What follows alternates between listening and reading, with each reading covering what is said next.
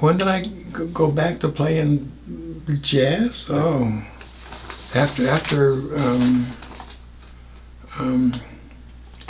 I discovered there was nobody making money playing jazz down there, and I had like Mike Lewis living up the street, Marty Morell lived down that way, and Bob Livingston is close by, and Keane is in Barrie, and these guys are all gigantic pickers. All you have to do is convince them that we should get together, and so I managed to do that. And I mean that the piano trio, man, I'll bet we've been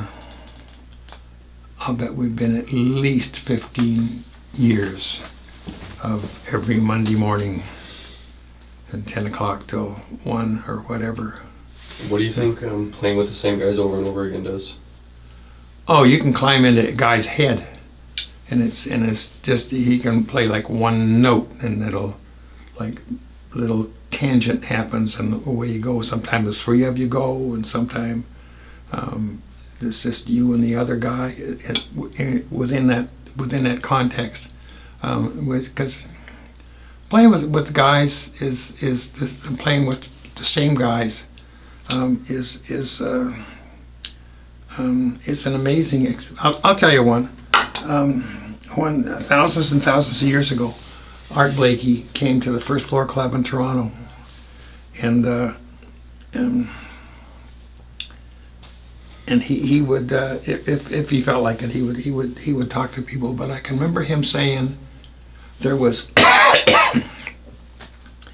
him and Monk, and I don't know if the bass player was Abdul Malik or it might have been McKibben. Anyway, he said they would get in there and they would play for an hour, and they would look at each other when it was over, and when they were standing up, he said, the bandstand is coming down to the floor.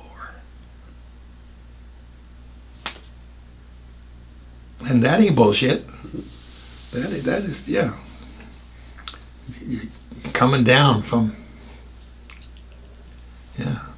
That's heavy crap. Yeah, I mean, because the thing I find is as I get older, there's not much point in playing something and thinking. There's only a point in playing something and feeling it. You know, once your thinking gets in the road, so thinking, because really thinking is not good for your mental health. I can tell you that. Yeah. So, yeah, but I mean, I don't know if I was to open the Academy of Jazz Studies or something, how I would, honest to God, I don't know how I would get people into it. You know, it's like if you had to run a shop, you don't know what you would do? No. You know, I think the first shop I would do, I would treat it as a master class. Mm-hmm. And let everybody know this is what works for me, and this is where we're going to start. And if you got anything to put into the thing, then please. And I mean, I can't think of a way now, but you know, I'm not 35 years old anymore. You know, I'm a hell of a lot worse than that. But anyway, no, I mean, you could find a guy who has all the charm of a shit sandwich, but he plays good. But you can't be a good player and have the charm of a shit sandwich. They do not go together. You know, it's like I said, treat things as a master class, because it's so much easier to feel than to think. You know, it's because like thinking gets in your road. You know, that's the first thing you stumble over is yourself. You know, so. Oh God. Okay, now you're going to go through some stuff with me, because you're thinking of Tony Williams, right? And Elvin. And yeah, but okay. But Tony, yeah, like he was the guy who was blatantly into it, and Tony was also the kind of a guy where if he was gonna get together with Max, he'd sit there and he'd have Max's sound down in 2 seconds, and he's going to be getting together with old Papa Joe Jones. He'd have that sound down. I mean, this is a thing that he had. It was a gift, you know. No, not. He's the first one that comes to mind because it was huge. It was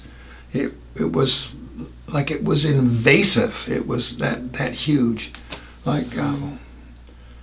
And Ted O'Reilly hit me to that because he was going away and he was recording a week or 2 weeks of music, and I heard this thing and I went around and he opened the door and said, "Come on in."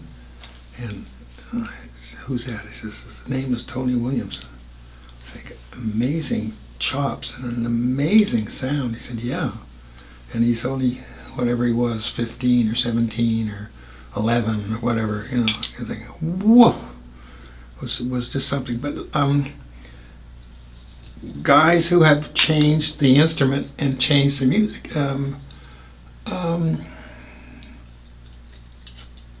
Colin Bailey, an Australian guy, has lived in LA for 10,000 years. Wrote a bass drum book that'll scare you into bad health. He changed Jeff Hamilton, another guy who changed the whole feel and the sound touch relationship between what was happening and what had been happening. Oh God, there's all kinds of guys that have made huge inroads, and I can understand Elvin being a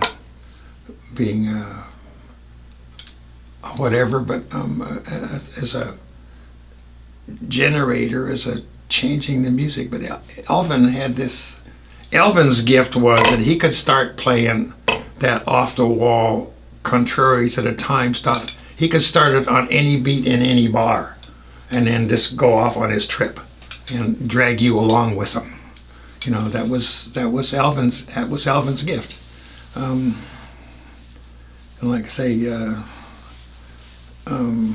Colin.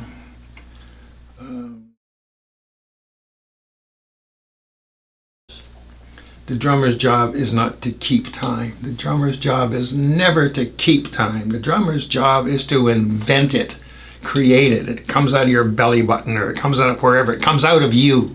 You can't sit and keep the time. I mean, we're going to go back to 1924 and think. I don't think so, and I don't think that anybody in 1924 wanted to stay there either. I mean, it was. I mean, can you imagine being like Louis Armstrong and somebody saying, "We've got to get this thing happening." He already had it happening. He had another guy. He just dragged everybody along with him. You know, a genius in his own thing. And well, I think there's always going to be jazz, the same as I always think that there's always going to be music. And I don't think that like in the case of African music, I mean, if some dumb dink doesn't decide to drop a nuclear device or something, we've got to keep Africa. We have got to keep Africa because it has got so many roots.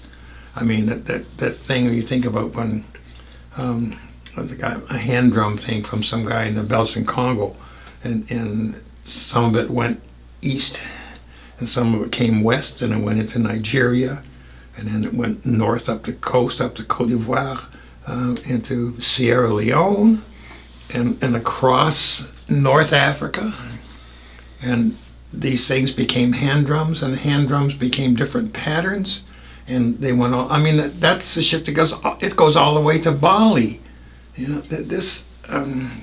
So you've got to keep where the roots come, and you've got to find a way to preserve it. And I don't know. I don't think there's going to be enough recorded excuse me, enough recording devices in the world to get everything that could come out of Africa, and because just the tracing of the historical thing of going, I mean, and it's too ludicrous to think that that there isn't a link between the first guy in the Congo and the first guy that sort of created a djembe, and the first guy that created a tar, and the first guy that those fish skin clay drums that they're all over North Africa. And they're instruments that don't have a lot of sound, but they're instruments that have so much influence in the fact that they have evolved, not in the way they evolve, I don't think. But then I might be getting bogged down in semantics. But so where do you see like this drum kit? Where do you see the drum kit in 100 years? Do you think it'll be different? Do you think people will play it differently? Oh, you bet. Yeah. Drums have to change. Like cymbals have to change. You know, it's. What do you mean they have to? Because people want different thing, different sound or whatever to do what because it's going to be like what world music is now, except that it's going to explode. It will never implode. It will explode, and it's going to be it's just going to be 800 million influences going down perpetually, and it's going to go to wherever it goes to. You know, I mean, I don't see any reason that that we couldn't have like a I don't know, could have a 14-inch bass drum, like that big. I mean, you've already got 16s, and those premier drums, those are 15-inch. Those bass drums.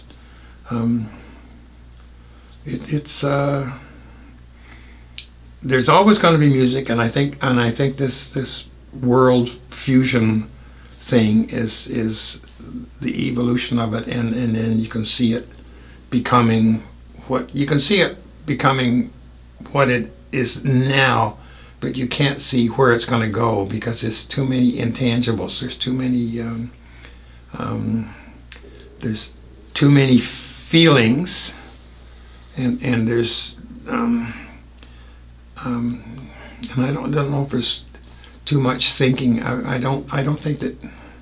No, I don't think music is like literature and painting and all that other shit. Too much thinking and not enough feeling is that's the death knell. That's it. It's over once you get to the point where you don't have the feel.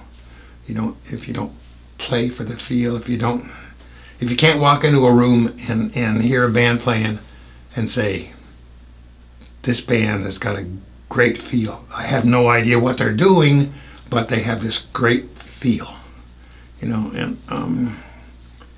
that's been happening for a long time. But okay, one of the things that I think could happen, the shape of drums could be altered.